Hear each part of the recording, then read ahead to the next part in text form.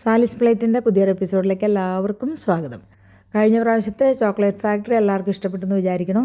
ഇപ്പോൾ ഞങ്ങൾ ഈ ആദ്യം തുടങ്ങിയുള്ള വീഡിയോ ആണ് ഞാനിപ്പോൾ ഈ പ്രാവശ്യത്തിൽ കാണിക്കുന്നത്. അപ്പോൾ ഞങ്ങൾ ദുബായ് എയർപോർട്ടിൽ നിന്നാണ് യാത്ര തിരിക്കുന്നത്. അവിടുന്ന് ഇമിഗ്രേഷൻ എല്ലാം കഴിഞ്ഞിട്ട് ഇതിൻ്റെ ലോഞ്ചിലേക്ക് ചെല്ലാനായിട്ട് നമുക്ക് കുറച്ച് സമയം എടുക്കും.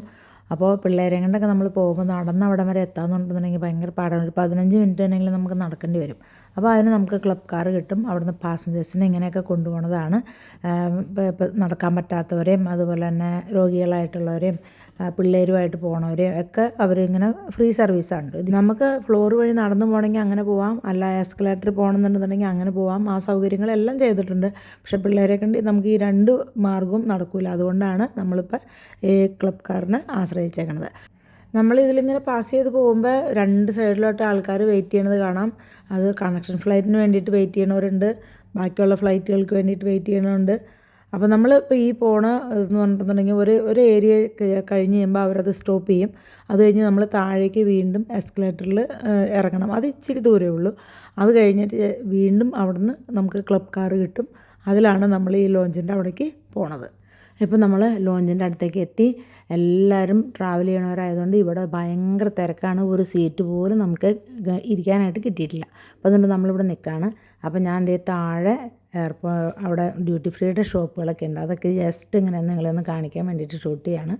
ഇനിയിപ്പോൾ ഞങ്ങൾ ഫ്ലൈറ്റിലേക്ക് കയറുകയാണ്. പലപ്പോഴായിട്ട് ഞാൻ നിങ്ങളെ കാണിച്ചു തന്നിട്ടുണ്ടെന്ന് എനിക്ക് തോന്നുന്നത് ഫ്ലൈറ്റിൻ്റെ അകങ്ങളൊക്കെ. അതായത് ഇതിൻ്റെ അകത്തേക്ക് കയറാൻ പറ്റാത്തവർക്ക് വേണ്ടിയിട്ട് മാത്രം. അങ്ങനെ ഒരു ഉറക്കവും ഫുഡ് കഴിക്കലും എല്ലാം കഴിഞ്ഞ് നമ്മൾ ഇപ്പോൾ സൂറിക് എയർപോർട്ടിൻ്റെ അകത്തേക്ക് സ്വിറ്റ്സർലൻഡിൽ ലാൻഡ് ചെയ്യാണ് കേട്ടോ. ദൈവത്തിൻ്റെ കരുണയാൽ നമ്മളങ്ങനെ സ്വിറ്റ്സർലൻഡിൽ ലാൻഡ് ചെയ്തു.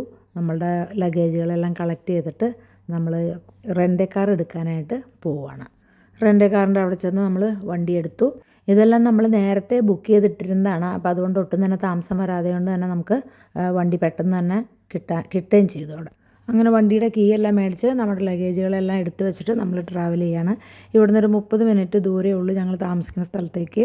അങ്ങനെ ഞങ്ങൾ താമസിക്കുന്ന സ്ഥലത്ത് ചെന്ന് റെസ്റ്റ് ചെയ്ത് ചെറിയൊരു കുളിയൊക്കെ പാസ്സാക്കിയതിന് ശേഷം ഞങ്ങളൊന്ന് പുറത്തേക്ക് ഇറങ്ങാണ്. ഇവിടെ തൊട്ടടുത്തൊരു പള്ളിയുണ്ട്. ആ പള്ളി ഒന്ന് വിസിറ്റ് ചെയ്യാമെന്ന് ഓർത്തിച്ചാണ് ഞങ്ങൾ ഇറങ്ങിയേക്കണത്. പോണ വഴികളിലെന്നൊക്കെ പറഞ്ഞാൽ ഇവിടെ ഭയങ്കര നീറ്റ് ആൻഡ് ക്ലീനാണ് കേട്ടോ. ഒരു പേപ്പറിൻ്റെ കഷ്ണമോ അല്ലെങ്കിൽ ജ്യൂസിൻ്റെ ടിന്നുകളോ ഒന്നും യാതൊരു സാധനം ഇവിടുത്തെ ആൾക്കാർ ഇങ്ങനെ പുറത്തേക്കൊന്നും ഇടില്ല. എല്ലാ വീടിൻ്റെ ഫ്രണ്ടിൽ ഇതുപോലെ നല്ല കണ്ണിന് നല്ല കുളിർമയാകണ ചെടികൾ എല്ലാ വീടുകളിൻ്റെ ഫ്രണ്ടിൽ. അതാണ് ഇവിടുത്തെ ഏറ്റവും വലിയ പ്രത്യേകത എന്ന് പറഞ്ഞാൽ. വളരെ കാം ആൻഡ് ക്വയറ്റായിട്ടുള്ളൊരു സ്ഥലമാണ്. നല്ല ശുദ്ധമായ വായുവൊക്കെ ശ്വസിച്ച് ഞങ്ങൾ വൈകുന്നേരത്തെ ഒരു നടത്തിക്ക് വേണ്ടിയിട്ട് ഇങ്ങനെ അങ്ങ് പോവാണ് എല്ലാവരും കൂടെ കൂടിയിട്ട്. അപ്പോൾ അവിടെ അടുത്ത ഒരു നല്ലൊരു പള്ളിയുണ്ട്.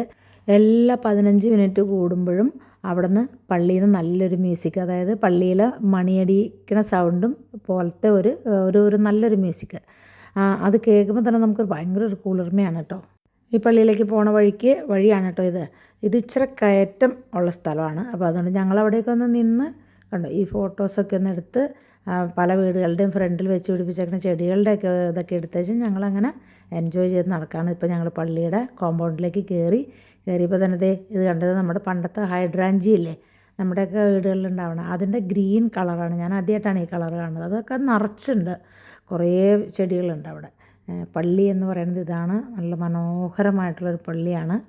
ആ പള്ളിയിലും ഇങ്ങനെ ചെടികൾ ഇഷ്ടംപോലെ വെച്ച് പിടിപ്പിച്ചിട്ടുണ്ട്. അങ്ങനെ പള്ളിയിൽ പോയി പ്രാർത്ഥിച്ച് ഞങ്ങൾ തിരിച്ചു പോരണ വഴിക്ക് ഞങ്ങൾ കണ്ടൊരു കാഴ്ചയാണിത്. കണ്ടോ, കുറേ ബുക്സ് ഒരു ചെറിയൊരു ഷെൽഫ് ഉണ്ടാക്കിയിട്ട് അവിടെ ഇങ്ങനെ അറേഞ്ച് ചെയ്ത് വെച്ചേക്കാണ്. അങ്ങനെ ഞങ്ങൾ പോയ വഴി തന്നെ തിരിച്ച് വീട്ടിലേക്ക് പോരാണ്. ഞങ്ങൾ പോരുമ്പോൾ ഞങ്ങൾ താമസിക്കുന്ന വീടിൻ്റെ നേരെ ഓപ്പോസിറ്റിലായിട്ട് ഇതുപോലത്തെ ഒരു ഗ്രൗണ്ട് ഉണ്ട്. ഈ ഗ്രൗണ്ടിൻ്റെ അകത്താന്ന് ലേഡീസിൻ്റെ ഫുട്ബോൾ മാച്ച് നടക്കുകയാണ്. സ്പോർട്സിനോടൊക്കെ ഞങ്ങൾക്ക് എല്ലാവർക്കൊക്കെ ചെറിയ ചെറിയ താല്പര്യം ഉള്ളതുകൊണ്ട് ഞങ്ങൾ നേരെ ആ ഗ്രൗണ്ടിലേക്ക് പോയി. നമ്മുടെ റൂമിൽ നിന്നാലും നമുക്കിത് കാണാൻ പറ്റും. പക്ഷേ നമ്മൾ നേരെ അവിടെ ചെന്നിരുന്ന് ഇത് കണ്ട് ബാറ്റുള്ളവരോട് അവരെ ചിയറപ്പ് ചെയ്ത് അവരുടെ കൂടുതൽ ഞങ്ങളും എൻജോയ് ചെയ്തു കേട്ടോ. ഇനിയും നമുക്ക് പതുക്കെ വീഡിയോ നിർത്താനായിട്ടുള്ള സമയമായിട്ടുണ്ട്. ഇനി സ്വിറ്റ്സർലൻഡിൻ്റെ പ്രകൃതി ഭംഗികളും ബാക്കിയുള്ള കാര്യങ്ങളൊക്കെ അടുത്ത വീഡിയോകളിൽ നിങ്ങളെ കാണിച്ചു തരാം. തീർച്ചയായിട്ടും നിങ്ങൾ കാണണം കേട്ടോ. എല്ലാവരും ഞാനിടുന്ന വീഡിയോ കാണുകയും അതുപോലെ തന്നെ അതിനുള്ള കമൻറ്റുകൾ പറയുകയും ചെയ്യണം കേട്ടോ. എന്നാലേ എനിക്ക് കൂടുതൽ വീഡിയോ നിങ്ങളിലേക്ക് എത്തിക്കാനായിട്ട് പറ്റുള്ളൂ.